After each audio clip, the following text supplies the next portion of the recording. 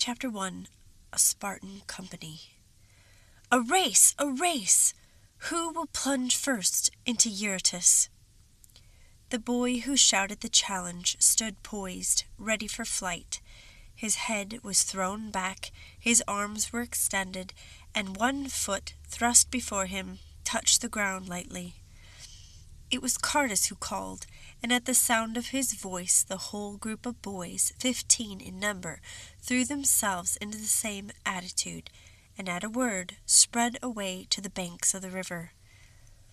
Reaching there, they hastily threw off the one garment which each wore, and plunged into the stream. "Chartas won!" they cried, as the challenger, whose lithe limbs gave him an advantage in running, splashed first into the water. "He always wins in running," said Brasidas, "but wait till we wrestle. His speed will not count for so much then." The splashing water almost drowned Brasidas's words, for the 15 boys were swimming, ducking, plunging, and frolicking like a school of young porpoises. However, Chartas had heard. "Yes," he answered, "I like to show my back in a race. 'Twould be different if 'twere a battle." "How about your back now?" asked a mischievous boy named Gelon. As he spoke, he dived quickly, caught Chartas by the ankles, and tripped him face forward into the water. Chartas quickly recovered himself, dashed after Gelon, and a lively tussle followed. The water flew in all directions, and the boys, quickly taking sides, began throwing water upon the 2 wrestlers, dashing it into the face of the one they hoped to see defeated. The boys were well matched, but the river bottom was slippery, and as Gelon gave a turn to his antagonist's arms, his foot slipped, and he went down. "Chartas wins! Chartas wins!" again shouted the boys, as Gelon came up sputtering and shaking the water from his hair and eyes. Gelon was not conquered, however, and he dashed once more upon Chartas. But at that moment, above the splashing of the water and the shouting of the boys, a voice rang out from the river bank. "Back to the gymnasium! 'Tis time for your drill!" The voice was that of their Aaron, or captain, a boy himself, but little past 20 years, whose name was Orestes. Instantly the wrestling stopped, and the boys turned. Not a hand went back for a final splash, for these were Spartan boys, and the first lesson that they learned was to obey. In a moment they had slipped into their chitons and were hurrying toward the gymnasium. As they started, Orestes threw his arm across the shoulders of Chartas, and the 2 followed a little more slowly. "Tomorrow the assembly meets," said Orestes, "and I shall send you boys foraging. See how well you can acquit yourself, for I want to be proud of you."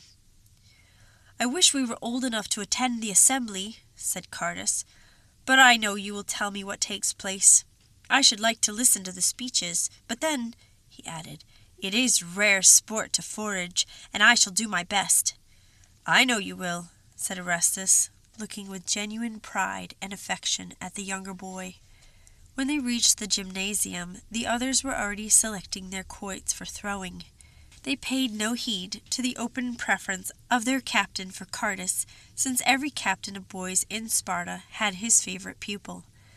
The captain's favorite was given special training and special teaching, but he was not saved from hardships or dangers. If he had been, he would himself have hated it, and his companions would have held him in contempt. Instead, he was given harder tasks, and was thrown into greater dangers in order that he might gain courage and endurance, and be able to prove himself keen and unafraid. For these were the qualities which made the Spartans the most heroic men of all Greece. "Now to your places," said Orestes, and in a moment the boys were ready for their exercises.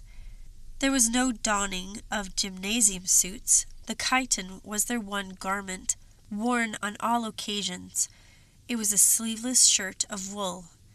They began the exercise of quoit throwing, in which each boy sought to send his quoit or discus with the best aim to the greatest distance.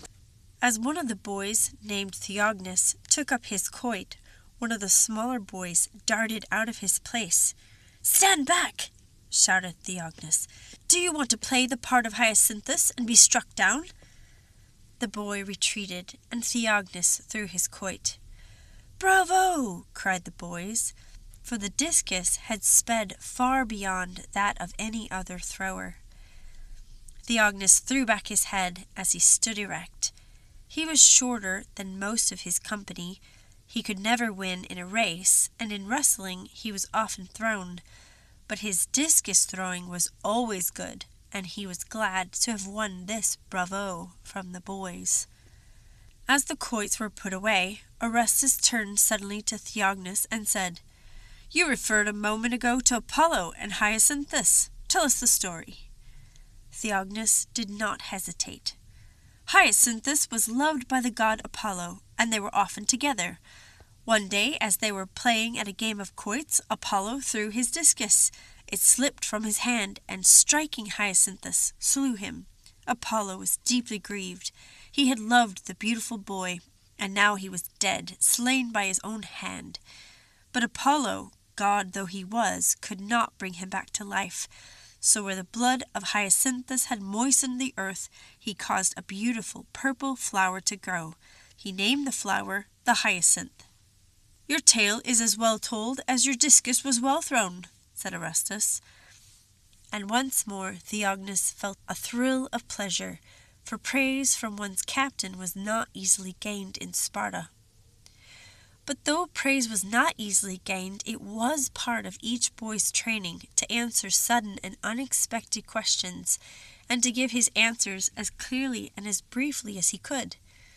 This questioning taught him to think quickly, and to express his thoughts readily. And so, though the Spartan boys were expected to be silent when with the older men unless they were addressed, they learned to listen well and to keep their minds alert, for a question might be put to them at the most unexpected moment, and it was a disgrace not to be able to answer quickly, briefly, and well.